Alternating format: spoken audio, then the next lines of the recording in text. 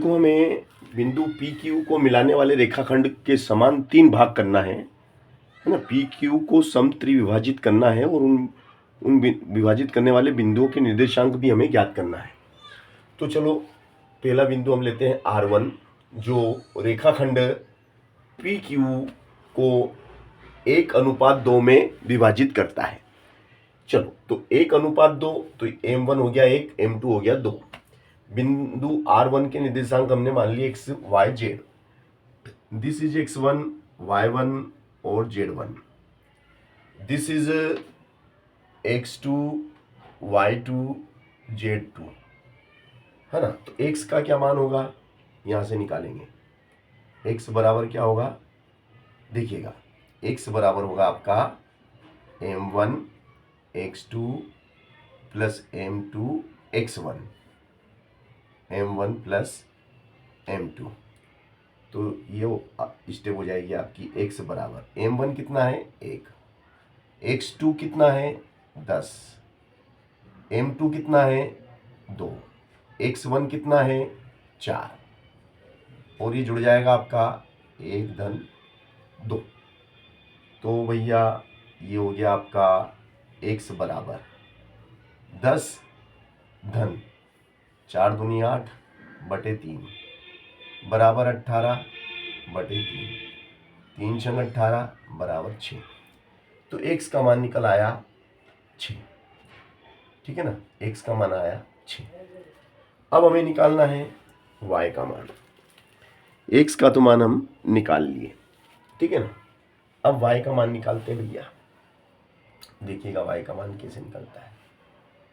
तो y बराबर हो जाएगा m1 y2 plus m2 y1 और m1 प्लस m2।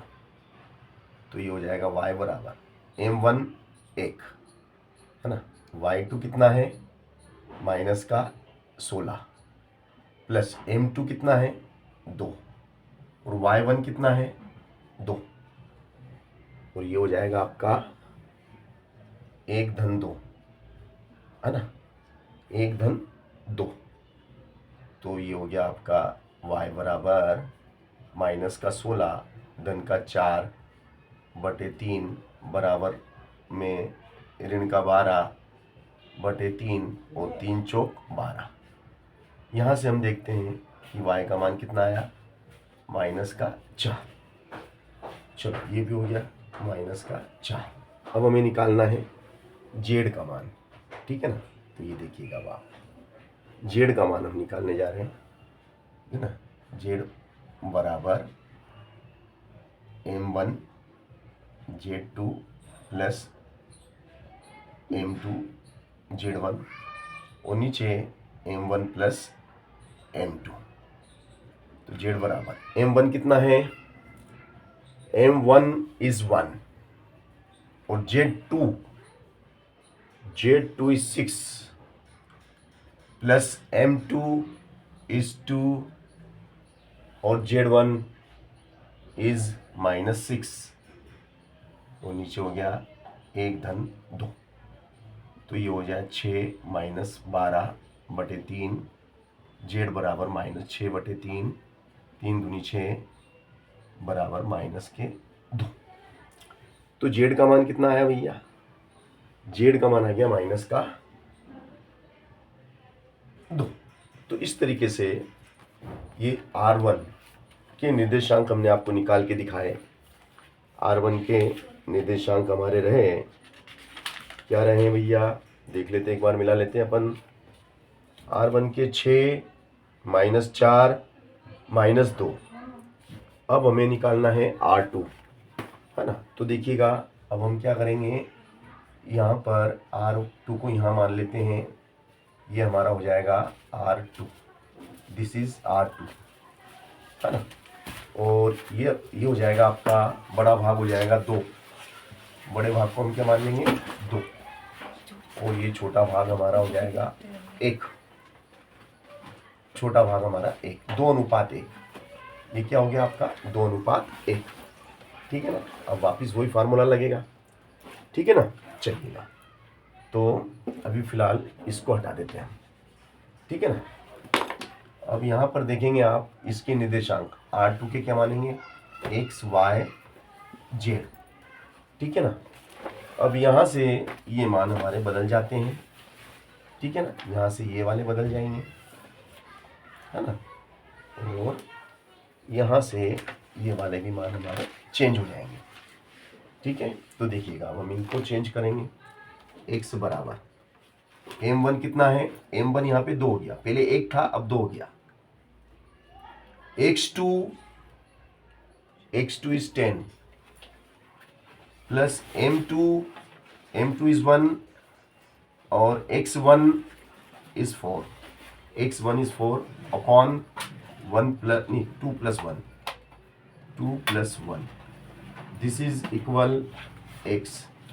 ये हो जाएगा बेटा 10 गुना 20 और 4 एकम 4 और 3, तो ये हो गया आपके 24/3 और 3/24 एम्प्लाइज डेट x बराबर 8, x बराबर 8 आ गया आपका।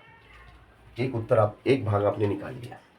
अब इसी प्रकार यहाँ जाओ, है ना, यहाँ पे देखिएगा आप y बराबर m1 कितना है 2, y2 कितना है -16 plus m2 is 1, y1 is 2 और 2 प्लस 1 दिस इज इक्वल 16 दूना 32 और 2 एकम 2, 16 दूना 32 2 एकम 2/3, तो y बराबर हो जाएगा -30 अपॉन 3 10 जा 30 इज -10।